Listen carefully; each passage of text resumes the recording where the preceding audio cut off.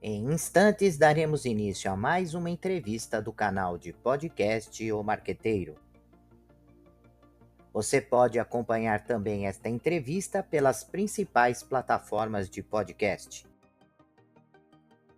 Olá, amigos do canal de podcast O Marqueteiro, seja bem-vindo, seja bem-vinda. Hoje nós vamos dar continuidade ao tema central desse semestre que estamos desenvolvendo, que é carreiras e empregabilidade. O tema central é esse, mas o desdobramento é falando sobre carreiras e governança corporativa. Para isso, nós convidamos o Diógenes Lima, que tem 40 anos de carreira em vendas, operações de compra e marketing em empresas nacionais e multinacionais. Ele é conselheiro de administração certificado pelo IBGC desde 2017. É diretor comercial, suprimentos e marketing na Novitá Restaurantes Empresariais e foi eleito conselheiro do ano em 2023 pela Board Awards. Também atua como presidente do Conselho Consultivo da Live University, da Ibramerc e da Rede do Bem Brasil, além de embaixador da LeadX. É isso, né, Diógenes? Você tem uma ampla carreira falando sobre marketing, sobre vendas, sobre negócios, é conselheiro e por isso o marqueteiro fez o contato contigo e fez o convite para que você estivesse aqui conosco. Olha, Luiz, muito obrigado pelo convite, pela oportunidade de estar aqui com os teus ouvintes e poder conversarmos um pouco sobre um assunto que, primeiro, eu sou apaixonado, não é à toa que tem aí 40 anos de carreira.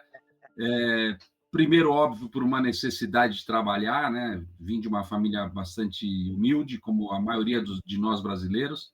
Tenho muito orgulho de ter construído isso através de pessoas e amigos e conhecidos. Tem o meu valor envolvido, é evidente, mas eu sempre digo que se alguém não tivesse visto o meu valor, eu não teria subido um degrau e outro e não teria chegado onde eu cheguei.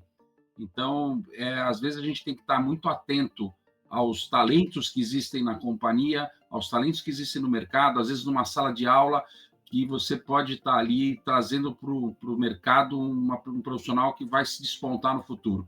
Sim. Então, isso aconteceu comigo, eu agradeço todo mundo que tive a oportunidade de ser liderado, foram excelentes líderes. Alguns eu aprendi o que não fazer, mas a imensa maioria me ensinou muitas coisas boas. E entrando já nesse tema, Diógenes, a governança ela é um elemento importante para alavancar as carreiras, né? E também possibilitar uma inovação, né? Para fazer com que a empresa inove e propiciar que as pessoas que atuam naquela organização possam inovar em suas atividades e provocar inovações. Você vê assim também como um papel importante da governança nesse sentido? Olha, sim, eu até entendo que existe uma situação que eu ouvi recentemente e achei bárbaro, e é claro que aqui a ideia não é destruir o conceito, mas pelo contrário, fortalecê-lo, né? Por exemplo, nenhuma empresa pode ser verde se ela estiver no vermelho. Isso se referindo à questão da sustentabilidade, seja social ou ambiental. E dentro do ESG, o G, que é governança, ele não está ligado a apenas gerar lucro. Também, óbvio, as empresas são constituídas para isso, mas elas são constituídas para gerar empregos, oportunidades de crescimento, melhorias para a sociedade, né?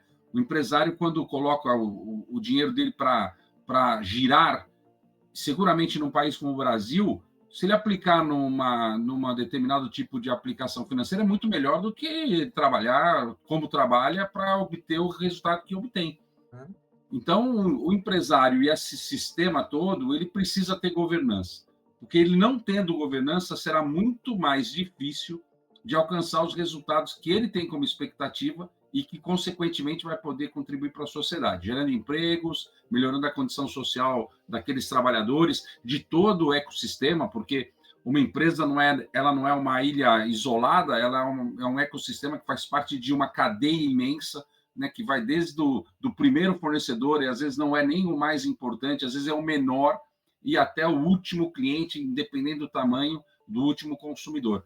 Então, é evidente que a governança corporativa traz essa segurança, essa possibilidade de gerar resultados e maximizar esses resultados, criar valor, e isso, óbvio, que ajuda tudo em torno dela. Então, crescimento de carreira, a oportunidade de inovação, porque você acaba tendo sempre essa possibilidade de melhoria, que é uma máxima das atividades corporativas, que é a melhoria constante, né? E a governança é capaz de fazer isso.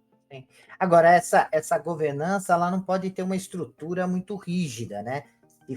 Se ela for burocrática, se ela for rígida, isso pode dificultar por parte do empregado, do colaborador, do parceiro, de ter uma agilidade para realizar as mudanças necessárias, porque hoje estamos numa época onde as mudanças são contínuas, né?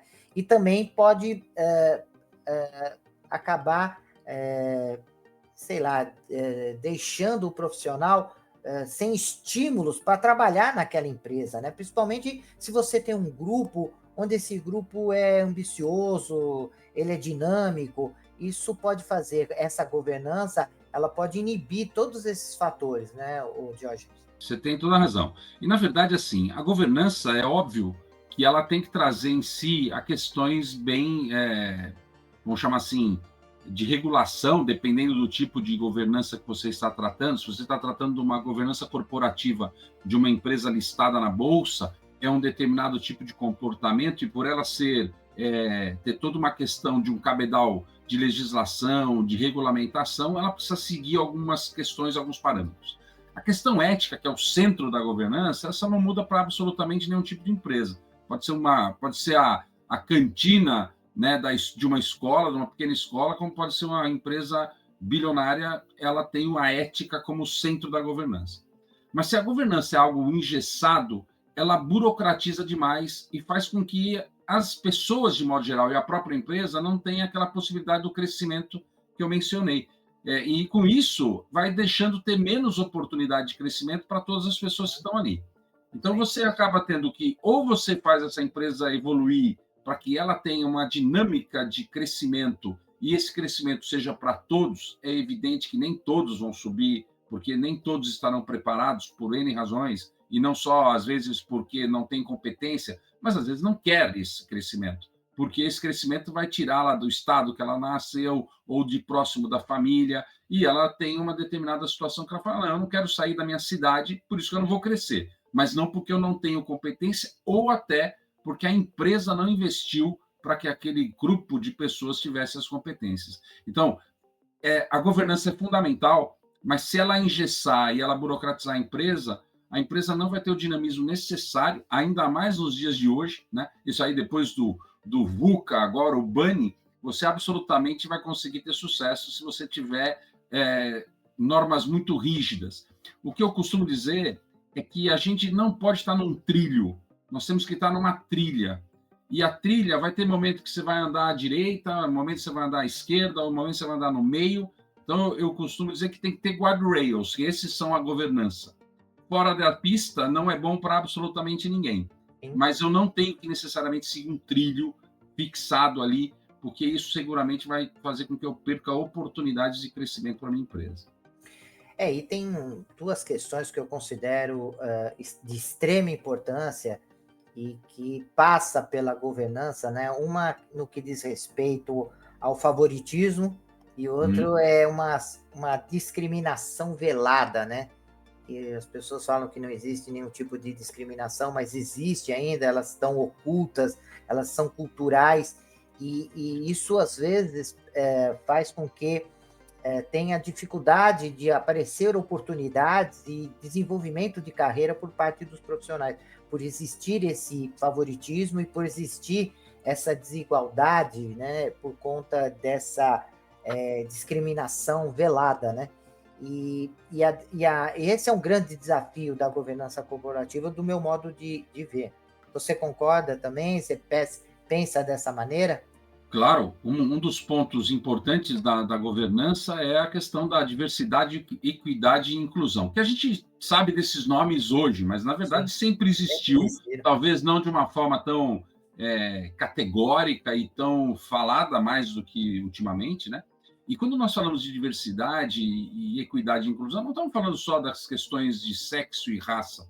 Nós estamos falando também de questões de crenças, estamos falando de questões de etarismo, né? Por exemplo, eu sou uns 50 a mais, eu estou quase chegando nos 60 já. Então, aliás, eu estou mais perto dos 60 do que de 55. E houve um tempo, eu não senti essa discriminação, sou muito sincero em dizer, e eu acho que eu tive a felicidade de, primeiro, me manter bastante atualizado sobre tudo aquilo que acontece em torno do meu segmento, e eu consegui, com isso, me manter com uma empregabilidade acima da média que poderia existir. Mas não porque eu seja bom, é porque eu percebi que isso era importante e é fundamental fazer essa questão do estudar para sempre, né? O lifelong learning, que é uma coisa que as pessoas acham que surgiu hoje, né? Mas lá atrás, quando Sócrates foi procurado por um dos antigos companheiros dele, disse assim: poxa, o Delfos lá disse que você é o cara, que você é a sumidade. Ele falou assim: eu só sei que nada sei. Então, ou seja, há mais de 2.500 anos, Sócrates já dizia: eu preciso aprender o tempo inteiro. Então, não é uma coisa nova. E mesmo dessa forma, isso que você trouxe desse preconceito, ou pré-julgamento, ou discriminação, ou mesmo outras coisas mais fortes, né, como racismo e tudo mais, essas coisas elas existem, sim. Se nós dissermos que não, nós estaríamos sendo muito ingênuos.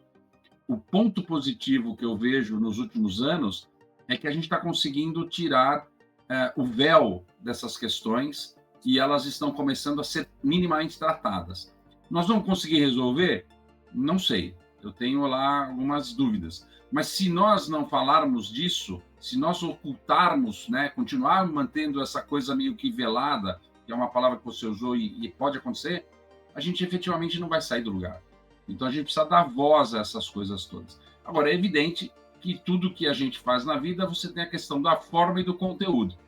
Eu digo sempre, o conteúdo eu não vou mudar nunca. Eu sou até muito radical sobre aquilo que eu penso, né? Mas a forma como eu tento tratar esse assunto e a forma como eu aprendo sobre as coisas e posso mudar de opinião, independente desse meu radicalismo, entre aspas, que é importante a forma como a gente trata essas coisas. Então, eu acho que sim, há isso que você comentou, mas, por outro lado, eu estava vendo uma possibilidade de conversar sobre esse assunto, coisa que talvez há 10, 15 anos não era possível. Sem dúvida. E acho que um ponto que você está colocando, eu acho que uma fala sua é interessante, é essa capacidade que a empresa tem, né? E acho que a governança ela tem que seguir um caminho paralelo à questão de você ter estruturas e pensamentos mais flexíveis, né?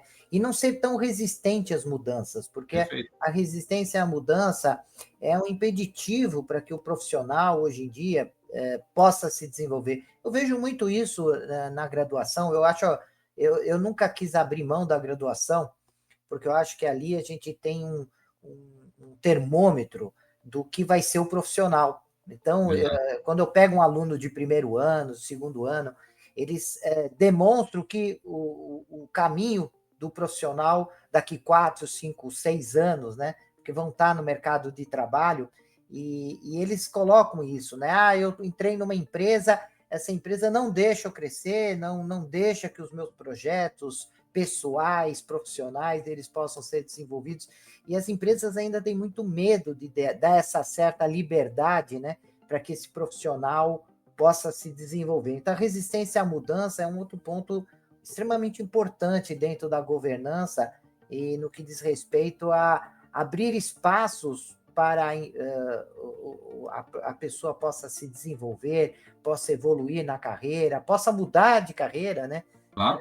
Dentro, às vezes, da própria empresa, ir para outras áreas. Existem ainda uma resistência muito grande, né, Diógenes? Olha, você trouxe um ponto que é importante, né? Eu falava aí dos filósofos, tal. Bom, eu tenho o nome de um filósofo grego, né? E longe de querer ser parecido, mas eu tenho algumas coisas dele lá, eu herdei algumas coisas dele. Mas o que eu coloco assim, Heráclito dizia já 500 anos antes de Cristo, né, que a única constante era a mudança. Então, você tem toda a razão. E nós, seres humanos, de modo geral, resistimos à mudança porque A gente teve durante 9 meses da nossa vida, alguns menos, né? Foi o meu caso, nasci com 8 meses e nasci pelas pernas, numa época que era tudo complicado, foi parto normal, de você imaginar que, assim, te tira do status e te tira da zona de conforto, que está tudo funcionando muito bem. Então, resistir à mudança faz parte. O cérebro quer isso, ele quer conforto, ele quer uma estabilidade, ele não quer gastar energia, porque ele sabe que toda vez que você está pensando demais, você está gastando energia, e ele foi acostumado a tentar economizar energia ao máximo. E isso faz um mal enorme para as empresas, porque as empresas precisam buscar a mudança. Porque se elas não fizerem, elas não vão encontrar a sua melhor posição. Isso basta ver o que está acontecendo aí, né? Não vou citar nomes, mas todo mundo está acompanhando o quanto está acontecendo com as fintechs versus os bancos tradicionais, as empresas tradicionais versus as empresas disruptivas, as empresas emergentes, que hoje a gente já apelidou ou começa a chamar de startups, né?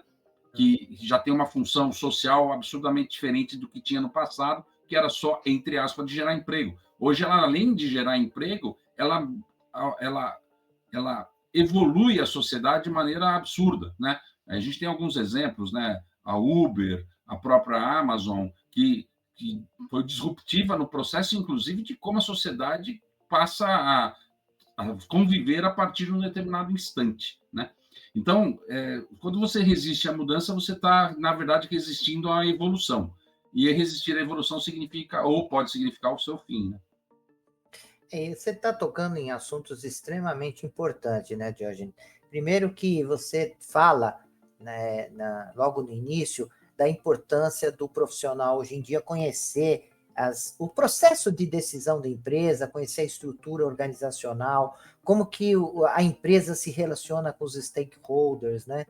Quem são esses stakeholders? Porque às vezes a empresa hoje é um conglomerado de organizações, de atividades. Isso é importante, né? Que dentro do processo de governança, eu acho que a primeira coisa que o profissional tem que saber é como se relacionar, né, com as partes interessadas, como que é o processo de decisão da empresa, como é a cultura organizacional. Acho que essa sua fala ela é muito importante, né? Que às vezes a gente entra na empresa e vai naquele turbilhão só, né? Vai para atividade, esquece de pensar, né? Como que as relações acontecem. Você também toca num ponto importante que se relaciona com a parte da ética, né? De você conhecer os códigos de ética da empresa, conhecer as normas, conhecer o que pode ser feito dentro da organização, porque cada empresa tem as suas regras, tem, né, as suas... E é importante saber, né, Claro. as regras. E um outro ponto, né, que você tocou agora no final, é essa importância de ter um desenvolvimento contínuo, né, que as coisas não param. O conhecimento, puxa, até 5 anos atrás, até menos, você não falava nada de inteligência artificial, você não falava nada de realidade virtual, realidade aumentada parecia alguma coisa muito distante das empresas e das atividades do dia a dia, das pequenas empresas, e hoje em dia não dá para pensar viver sem essas coisas, né? Verdade. E as coisas mudam muito rápido, não só por conta da pandemia, a pandemia só acelerou. O que acontece é que já havia um movimento, né, de mudanças, e você está tocando nesses 3 assuntos, né, a preocupação com a ética, com os códigos de conduta dentro da empresa. O profissional tem que saber disso, né, tem que saber respeitar os códigos de conduta, o que pode ou não fazer dentro da organização. Tem que conhecer as relações, tem que conhecer dos processos, né? Como que o processo acontece, e isso é fundamental, né?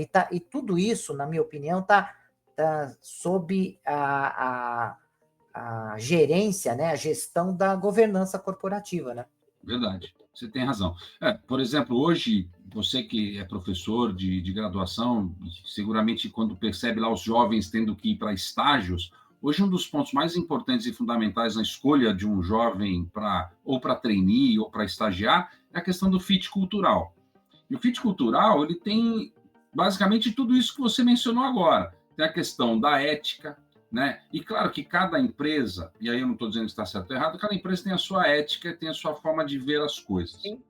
E a partir daí, ela começa a tentar entender quem é que vai entrar nessa empresa, quem vai entrar nessa organização, se tem ou não os mesmos comportamentos ou os mesmos princípios éticos e morais para estar lá. Então, isso é um ponto fundamental. E também é verdade que eu posso não querer estar lá. O meu norte tem que estar alinhado com o norte da empresa. Se eu sou uma pessoa que penso o oposto do que pensa a empresa, vai acontecer uma situação terrível. Eu vou me frustrar o tempo inteiro, eu vou me sentir uma pessoa que não é útil e, muito pior, eu posso estar até brigando contra os meus próprios valores por conta de um salário no final do mês.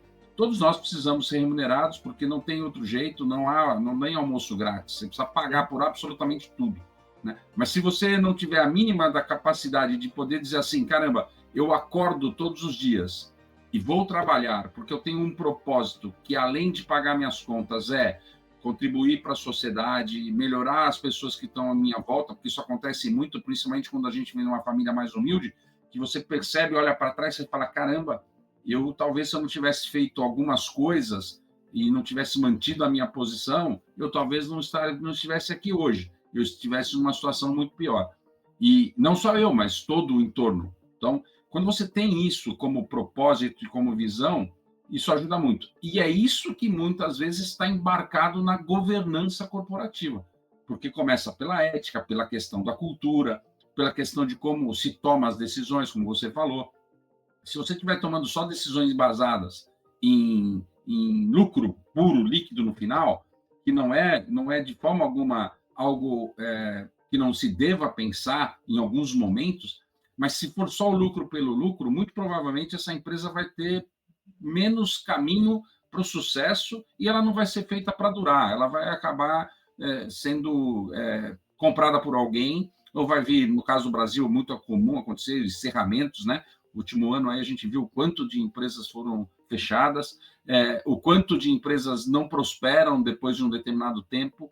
Isso não é só aqui, na maioria dos lugares acontece, mas também aqui por conta dessa questão do curto prazo, daquela questão que ainda é enraizada na gente, da questão do levar vantagem, né? Então, poxa, se eu conseguir fazer em 6 meses, por que não em 9? Aqui em 9 meses talvez você faça melhor e vai ter mais longevidade pela frente. Você faz em 6 meses, pode ser que você perca alguma coisa pelo caminho. E nós somos profissionais de marketing, a gente sabe que o marketing tem essa capacidade de ajudar as empresas a se saírem muito bem, ou, dependendo de como for feito, se saírem muito mal. Não é só a governança, algumas ações, seja de qualquer uma das áreas internas das empresas, podem contribuir para esse sucesso ou fracasso ou insucesso das empresas. Então, eu vejo dessa maneira, de verdade, você tem razão. A governança é o lugar onde tudo se abarca ali, né? Ela não é a coisa mais importante da empresa? Seguramente não, porque tem outras, como os clientes, os stakeholders, né? Aí todos eles que são os fornecedores, os seus próprios colaboradores, os acionistas, enfim, o governo, a sociedade, são também importantes. Mas tudo isso, se não tiver uma governança corporativa bastante sólida e comprometida com a ética e com o desenvolvimento, a chance de sucesso é menor. E quais são os passos necessários, né, para se chegar a esse patamar ideal de governança, Diógenes? Olha, o ponto, o desafio é um que a gente já até colocou aqui. Primeiro, qual é o propósito da minha empresa, né? Então, assim, e claro, quando a gente fala de propósito, eu gosto muito de alertar sobre isso, que não é essas coisas românticas que a gente escuta muito, né? Eu sou uma pessoa muito movida a motivar a minha equipe, a fazer com que eles estejam satisfeitos com o trabalho e tudo mais, mas eu tenho uma frase que me acompanha há muitos anos, que é a seguinte: pensamento positivo não apaga incêndio. Então, assim, não adianta se você não tiver atitude, as coisas não vão acontecer. Sim. Né? Mesmo que você possa acreditar num ser superior, que seja qual for, e só pedir para que ele faça as coisas, absolutamente não vai acontecer absolutamente nada, porque você precisa agir. Então, mas o primeiro é ter um propósito. Por que eu existo? Para que serve a minha empresa? E ela é para isso, ganhando muito ou ganhando pouco. Eu não posso ter prejuízos, eu não posso ganhar menos do que um certo valor, porque senão não faz sentido eu ter toda essa movimentação. Mas para que eu estou aqui? Quando você tem isso muito claro, as pessoas que estão em torno de você vão comprar essa ideia. Alguns não vão, porque faz parte, mas a tendência é que a maioria das pessoas, principalmente aquelas do bem, aquelas que querem realmente prosperar, vão estar junto com você. E vai haver uma seleção natural. A partir desse momento, claro, você vai precisar fazer coisas que são do tipo, como que eu avalio o desempenho das pessoas, como eu faço com que as pessoas se desenvolvam e eu consiga dar a elas uma oportunidade melhor de crescimento na minha empresa, né? Muitas pessoas não gostam de investir em treinamento, porque dizem assim, eu invisto em treinamento, eles vão embora. Mano, que bom, pelo menos enquanto eles estiveram aqui, eles eram melhor capacitados. Sim. Se eles foram embora, eles vão poder falar bem da sua empresa. Então, pode ser que você não tenha mais o colaborador, mas você tenha um influente lá fora, um promotor da sua empresa falando bem dela, porque você fez ela mudar o patamar de conhecimento e de condição social. Então, assim, se você não tem um propósito, as coisas já ficam mais difíceis. Partindo do propósito, o outro passo é ter uma organização mínima. E quando eu falo organização mínima, não estou falando de estrutura ainda. Estou falando assim, o que nós devemos fazer certo? Então, como é que faz as coisas certas? As coisas certas se faz dessa forma. E aí você já vai desenhando. Então, de maneira geral, quando você nasce assim, você está nascendo com a governança corporativa meio que atrelada, está meio que no DNA.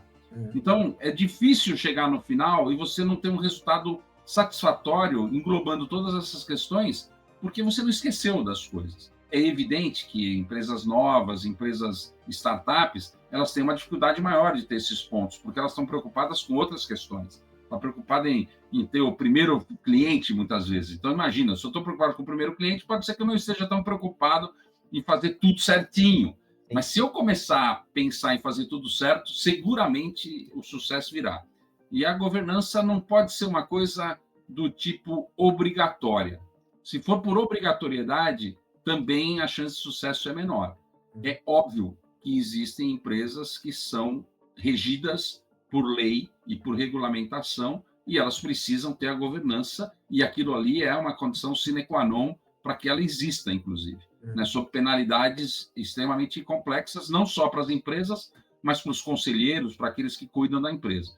Mas quando você tem esse propósito e tem o interesse de fazer as coisas bem feitas e fazer as coisas certas, a governança veio meio que por osmose, sabe? Sim. Vai acontecer mais ou menos como hoje, né? A gente não precisa mais, os nossos pais não precisam nos lembrar que a gente tem que escovar os dentes, né? Isso já está no sangue, né? Incorporado, né? Já está incorporado. Então, eu acho que é isso que a governança faz quando você nasce com esse intuito de fazer as coisas certas.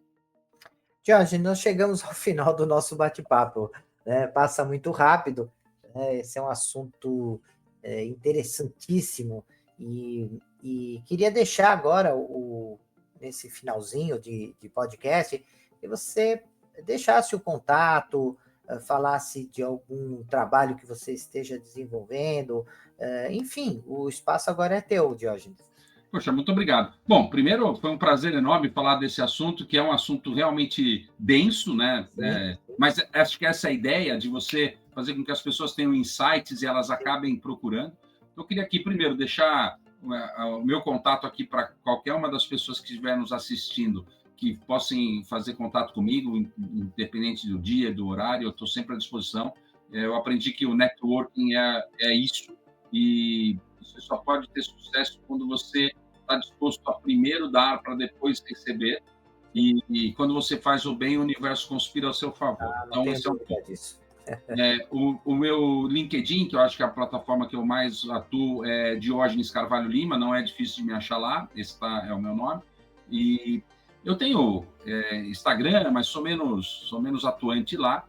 E trabalho numa empresa de refeições coletivas, então, que faz refeições para empresas, e é uma empresa que a gente teve a oportunidade de fazer ela ter um crescimento bastante importante, apesar de 2 anos de pandemia, que praticamente essa atividade, assim como as escolas, como você citava no nosso pré-conversa, elas tiveram realmente dificuldades significativas. A gente chegou a perder 32% de faturamento de um mês para o outro e ficamos 2 anos sem isso.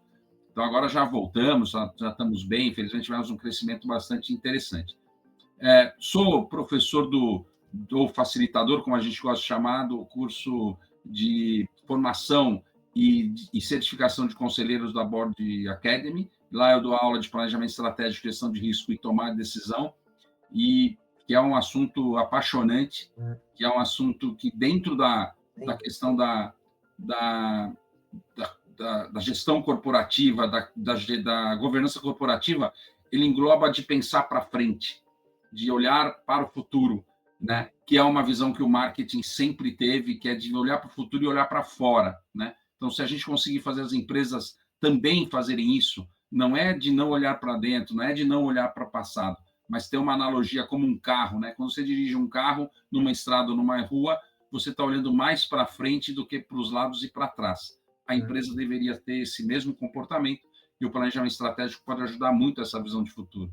Então, isso é um pouco do que eu sou, casado há muitos anos já, 2 filhas, enfim, sou uma pessoa feliz, gosto de fazer os outros felizes, né? Eu sei que ser líder, tem uma frase sensacional, né, que diz assim: se você quer fazer todo mundo feliz, não seja líder, seja vendedor de sorvetes, né? Então, assim, é óbvio que ser líder tem, às vezes, os seus pontos negativos, que são decisões difíceis de serem tomadas. Eu procuro sempre tomar as melhores decisões. Eu fui oficial do Exército, né? Na verdade, a gente não deixa de ser. Eu sou oficial do Exército, mas saí faz muitos anos, estou na reserva. E eu dizia sempre, né? Eu prefiro ser bobo do que injusto. Então, esse é o meu lema também. Então, às vezes, você percebe que você não está sendo ali... você pode estar sendo enrolado pelo teu colaborador. Infelizmente, não tive muitos assim, não. Mas aí você fala, tá bom, eu vou ser bobo por enquanto, mas não vou ser injusto, mas vou trilhar o melhor caminho para que ele possa se desenvolver. Isso é um pouco do Diógenes. Eu te agradeço demais a oportunidade de poder falar das coisas e um pouco de mim também. Eu que te agradeço, Diógenes. Foi um bate-papo maravilhoso dentro daquilo que o podcast quer provocar, né? Que são reflexões, e sem dúvida alguma eu digo que eu sou muito feliz, porque quem assiste a primeira vez o podcast sou eu. É verdade. Então, eu estava te ouvindo, e como é gostoso ouvir uma pessoa que tem conhecimento, tem paixão por aquilo que faz, né? Eu só tenho que agradecer. E, prezados ouvintes, até o nosso próximo encontro. Até lá. Deixe seus comentários, sugestões e opiniões. E aproveite e se inscreva no canal.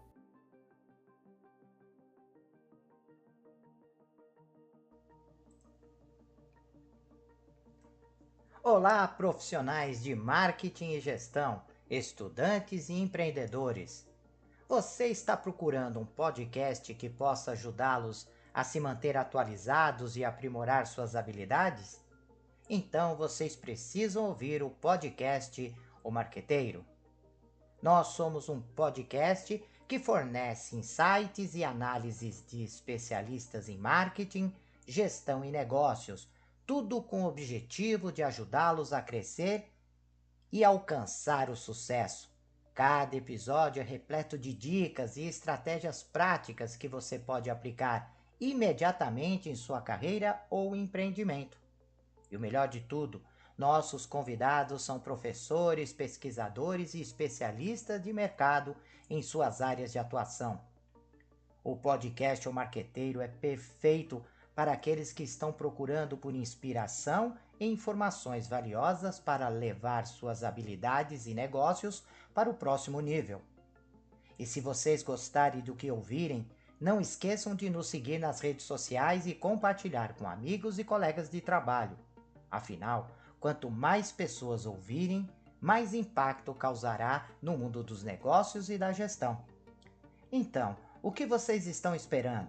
Vamos ouvir o podcast O Marqueteiro agora mesmo e transformar suas carreiras em empreendimento? Até o próximo episódio.